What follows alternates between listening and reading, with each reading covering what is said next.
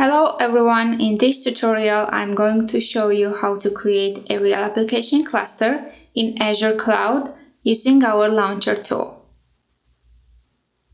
Everything starts from our main site flashbit.io. On the right side you will see a section related to Oracle RAC and you need to click Azure button. Then click the Launch button.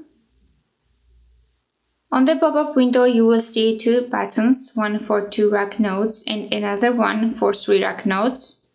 If you need to have 4 or more nodes, then you need to send us a support request and we will be able to create a configuration file for your environment. But it is always recommended to keep a fewer number of nodes. In case you need more performance, just upscale the node instead of adding them, because RAC has a global cache and when too many nodes are participating, it can cause slowness. Let's click the first button. The launcher contains 14 sections for this version. The first section is related to cluster information. The first field is a cluster name. Please note that this name is also a part of the scan name. In case you name your cluster as myRAC, then the scan name will be myRAC-scan and then domain name. In this field, choose the operating system. We support Oracle Linux 7, 8, Red Hat 7 and Red Hat 8.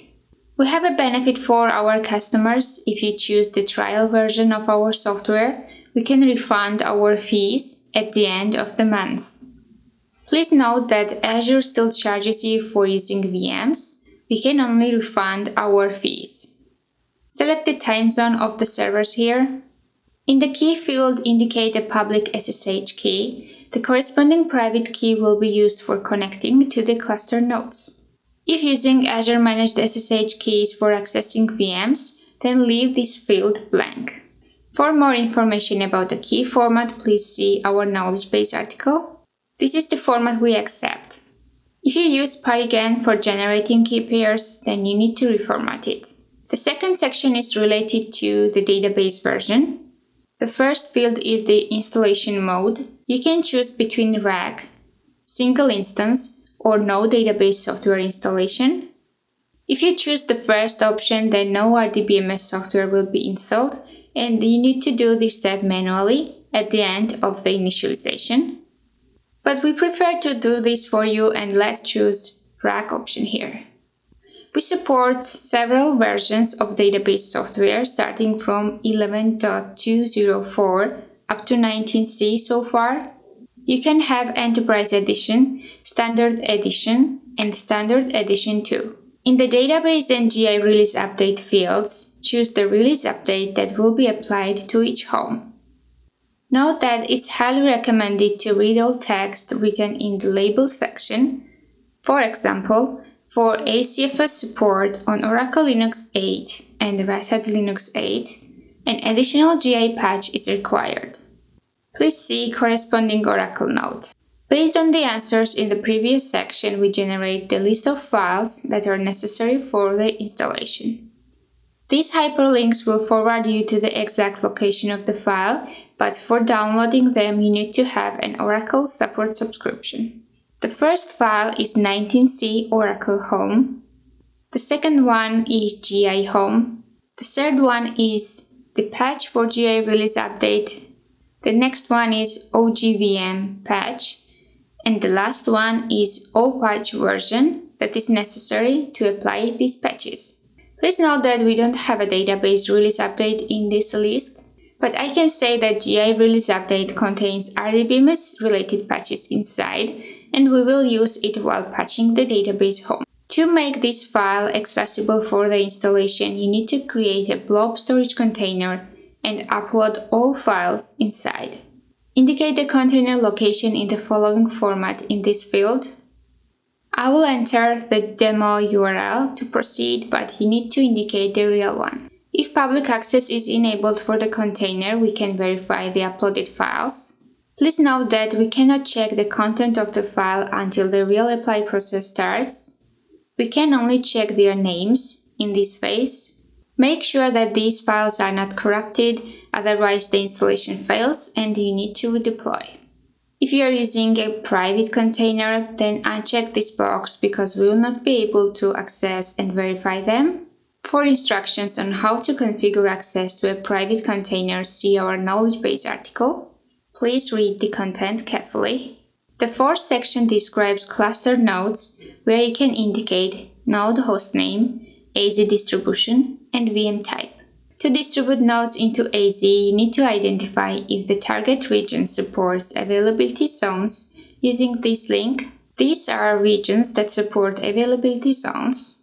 It is recommended to measure the latency between AZ and place database nodes in AZs with lower latency. For more information, check this article. From the illustration, we see that this specific region supports availability zones and the lowest latency is between Zone B and Zone C. In that case, it's recommended to place database nodes in these zones and Quorum in Zone A because Quorum is not sensitive to the latency. If your region does not support availability zones, you need to identify how many fault domains are supported by this region. For this, click our article. We provide Azure PowerShell and CLI commands to identify the correct number. Based on the previous findings, we need to identify the correct option here. Let's choose availability zones. Here you can choose the VM type. For example, these lines show that if I choose this VM type, I will have 16 cores. Let's stop here and clarify that 16 is not vCPUs, not threads. This is the real number of cores and the storage throughput that this VM can provide. Database nodes must be the same size, but Quorum can be a small VM. We have a notation in the list of what types can be chosen for this type of VM. As you know, Quorum is a small VM that saves additional voting file and additional copy of ASM disk group metadata. The Quorum avoids split brain scenarios, and in case one database node goes down, the cluster remains up and running.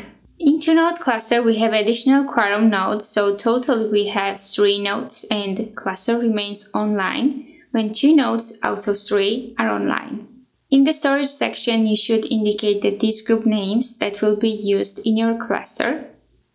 Use corresponding buttons to add or remove disk groups accordingly. Please note that we create grid disk group for saving voting files and OCR by default, so you don't have to indicate it. The number here indicates disks per node, and each disk will be the size of 1 TB. In this case, if you indicate 3, it means another 3 are attached to another node, and data will be mirrored using ASM normal redundancy. For production deployments or performance tests, do not use disks smaller than 512 GB. It is recommended to use huge pages, especially when choosing a VM type with a big memory, because the default option, small pages, adds extra overhead to the CPU. We can configure the settings for you if you tell us the desired percentage of the system memory for SGA plus PGA and the percentage of SGA within that. Only SGA is able to use huge pages, not PGA. There are 2 listener ports in the cluster, scan and local. You must keep them different so that we can distinguish where the connection goes.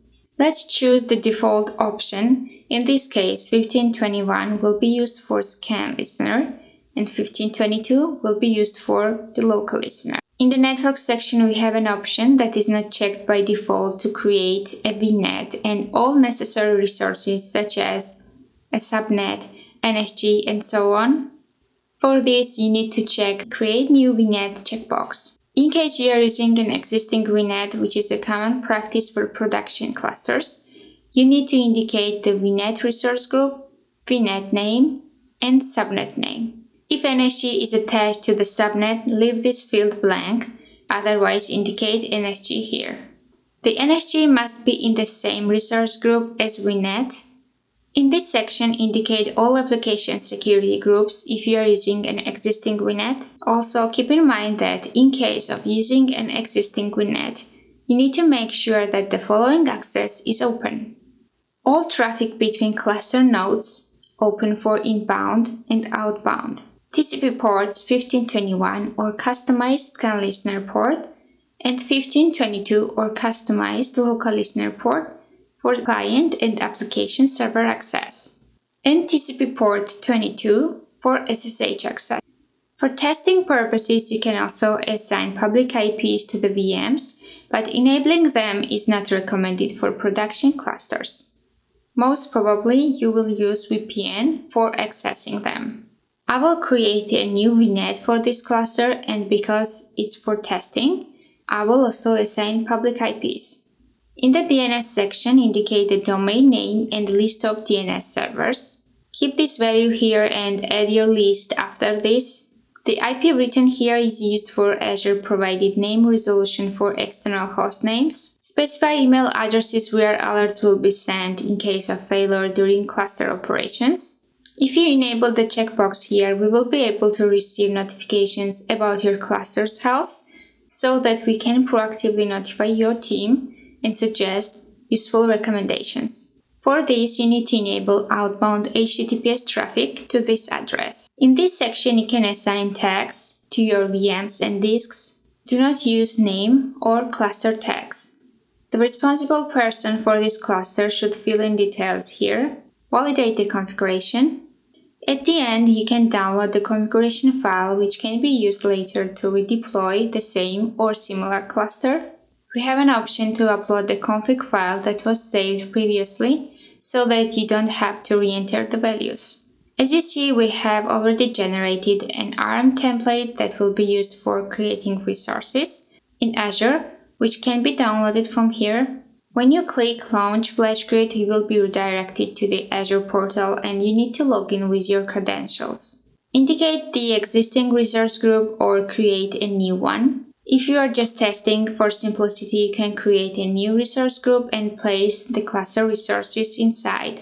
In case you want to delete the entire cluster or deployment fails for some reason, you can easily delete the resource group and everything related to this cluster will be cleared and you can start again. Choose the region and make sure the key is correct. Then click on the Review and Create button. If everything was entered correctly, resources will be deployed and initialization process starts. Connect to the first node of the cluster with as admin user and see the status of the initialization process. Please do not turn off the VMs while the initialization is running. We need about 2 hours to complete the software configuration part, and at the end of successful initialization, you will see the following message of the day. The message of the day contains important next steps. For example, to protect the cluster from accidental deletion, you need to add a log to the cluster resource group in Azure, add records to DNS servers used by clients and application servers, indicate the hostname of the first node and VNet IP address, and the same for the second node. As a recommendation, disable database features that you do not have a license for. In the Helpful Knowledge Base article section, you will see direct links to articles that will help you, such as how to create a database, how to configure clients to be able to connect to the database nodes, test alerts using the CLI command to identify if your cluster can notify you if something is happening on the system. One of the mostly used commands is FlashGrid cluster, and we will see the output of this command. You have 3 nodes, 2 of which are database nodes and the third one is a quorum node. In the disk group section, you have 2 disk groups, data and grid. Their status is good and they are mounted on all nodes. The redundancy is normal. The total space available and free space left are displayed. The number of offline disks and lost disks are shown. We see that resynchronization is not running on disks. Read local is enabled for the disk group, which means that all reads are served from local copies. The voting file column shows that voting files are not located on data, they are located on grid disk group, and 3 out of 3 are online, which means all of them are online. Let's also check the CRSCTL stat-res-t command, which is a normal command for Oracle cluster. As you can see, all resources are online on all nodes. This will show you information about the disk group. its status, redundancy, information about the disks, physical and ASM size. You can see the two disks are data disks and another one is a small quorum disk that saves ASM disk group metadata. We have another useful command, FlashGrid Health Check, that will analyze and check all necessary settings and display a report about your system. Before go live or during the troubleshooting phase, our support team may request you to upload files from your system. FlashGrid.ix upload all command will collect all necessary logs from all cluster nodes and directly upload to our portal if access is enabled. Before go live, we need to analyze your cluster and confirm that it's ready to go into production. For instructions, please see our knowledge base article. If you have technical questions, please go to this page and create a request.